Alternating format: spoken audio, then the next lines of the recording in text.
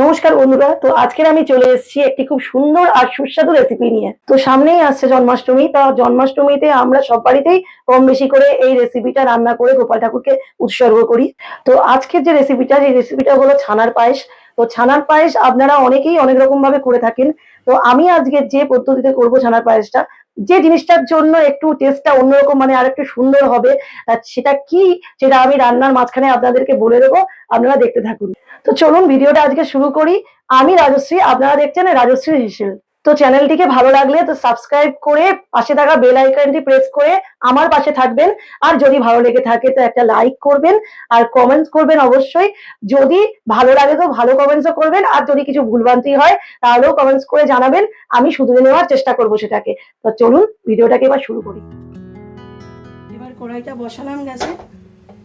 তো আমি এখানে 1 লিটার মতো দুধ নিয়েছি। এটা হচ্ছে প্যাকেটের দুধ, আপনারা চাইলে যে কোনো দুধই নিতে পারেন, বোতলের দুধও নিতে পারেন, কোনো অসুবিধা নেই তাতে। এই দুধটা নিয়েছি ছানা কাটাবার জন্য। এবার আমি দুধটা ঢেলে দিচ্ছি।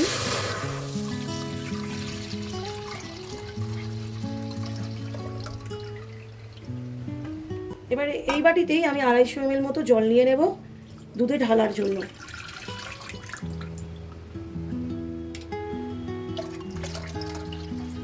এই জলটা আমি দিয়ে দিলাম। এইবার আমি কিছুক্ষণ এটা নাড়াবো, নাড়িয়ে একটু ফুটতে দেব, তারপর ছানাটা কাটাবো।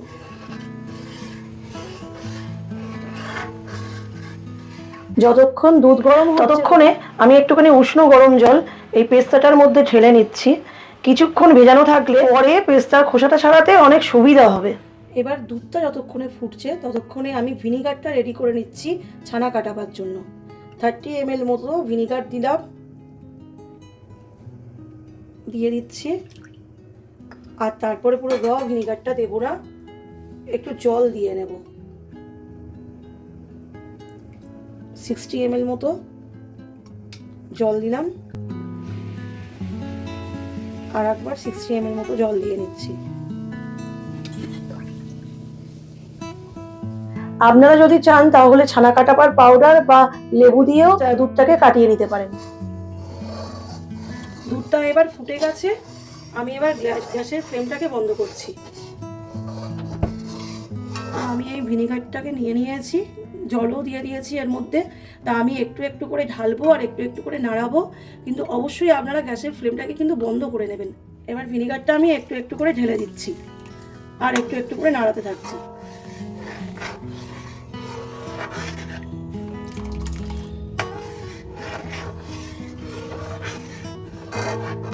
এবার দেখুন ছানাটা কিন্তু পুরো কেটে আসছে। দেখুন এবার একটু রেস্টে থাকার পরে দুধটা কেটে প্রপারলি ছানা হয়ে গেছে। এবার এটাকে আমি একটা ছাঁকনির মধ্যে নিয়ে ছেঁকে নেব পুরো জলটা। তাই ছানাগুলোকে আমি একটা বড় ছাঁকনির মধ্যে নিয়ে জল ঝরিয়ে নিচ্ছি।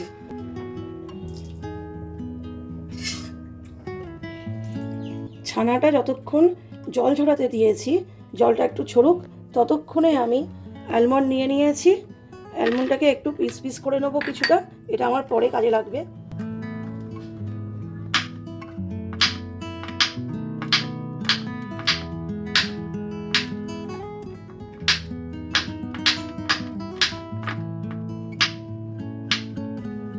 এবার একটু কাজুও ঢেলে নেবো, এগুলোকেও একটু পিস পিস করে নেব। এই কাজু অ্যালমন্ড পিস পিস করা, এগুলো আমার পরে কাজে লাগবে।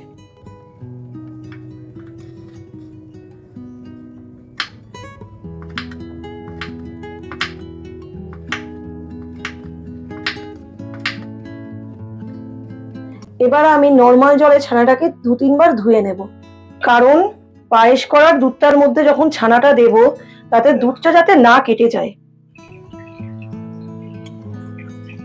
পায়েসের জন্য 1 লিটার দুধ আমি গরম বসিয়ে দিলাম। এটাকে একটু কন্টিনিউ নাড়াতে হবে, না হলে নিচ থেকে লেগে যেতে পারে।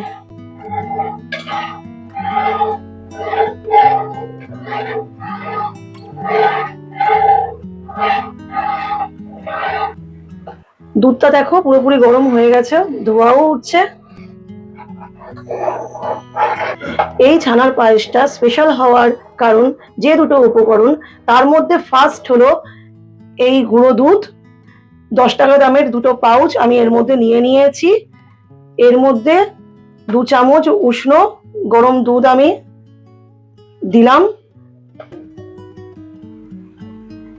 দিয়ে পাউডার দুধটা আমি এখানে একটা আলাদা বাটিতে মিশিয়ে নেওয়ার কারণ, যদি আমি অতটা দুধের মধ্যে পাউডার দুধটা ডাইরেক্ট ছেড়ে দিতাম তাহলে ডেলা পাকিয়ে যাওয়ার সম্ভাবনা থাকে। এই পাউডার দুধটা এখানে একটু লিকুইড করে আমি এই দুধটার মধ্যে ঢেলে নিলাম।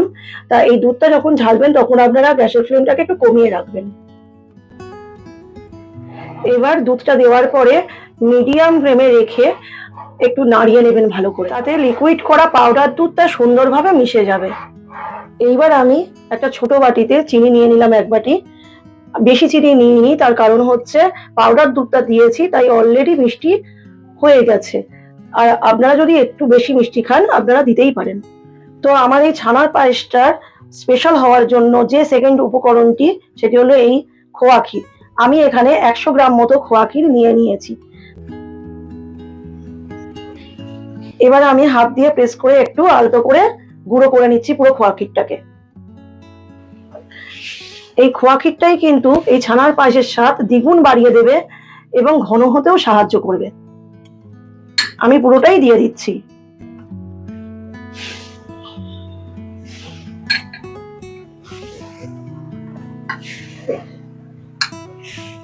আমি এবার খোয়া ক্ষীরটা দেওয়ার পর ভালো করে মিক্স করে নিচ্ছি যাতে পুরোটা ভালোভাবে মিক্সড হয়ে যায়।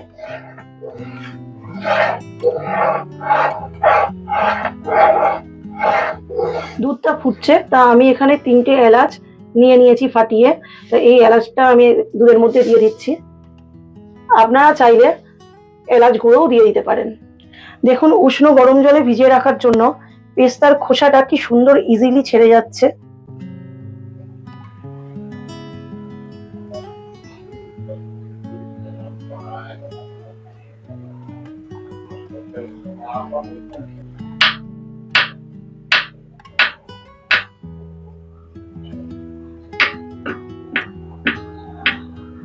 এগুলো আমি পিস পিস করে সবকটা কেটে নিয়েছি।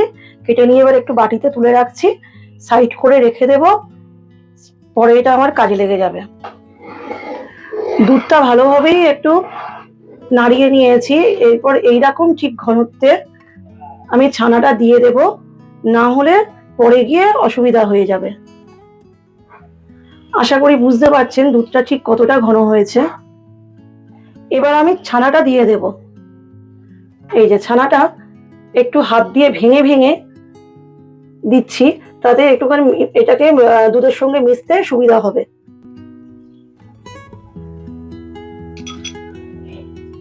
পুরো ছানাটা এবার দিয়ে দিচ্ছি।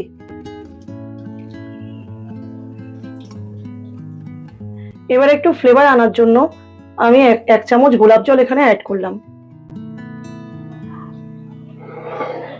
এবার একটু ভালো করে নাড়িয়ে নিচ্ছি, এরপর নামিয়ে দেব।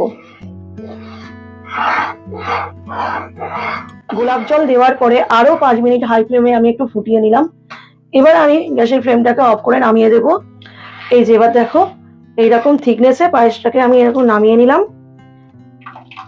এবার এই পাত্রটায় ঢেলে নেব।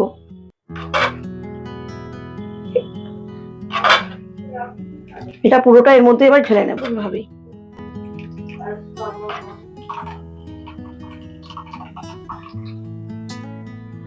এবার আমি একটু কেশর দিয়ে দিচ্ছি।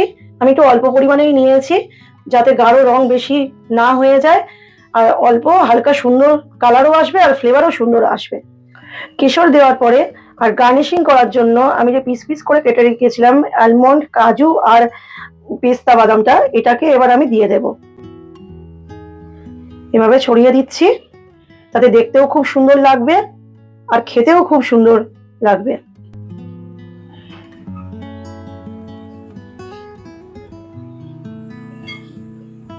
এইবার ছানার পায়েসটাকে আমি 2-3 ঘন্টা ফ্রিজে রেস্টে রেখে দেব।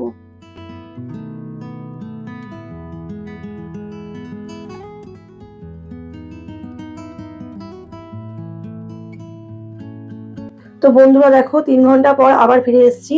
3 ঘন্টা পায়েসটাকে ফ্রিজে রেখে দিয়েছিলাম তা কত সুন্দর দেখতে লাগছে দেখো, ঘন হয়ে গেছে অনেকটা।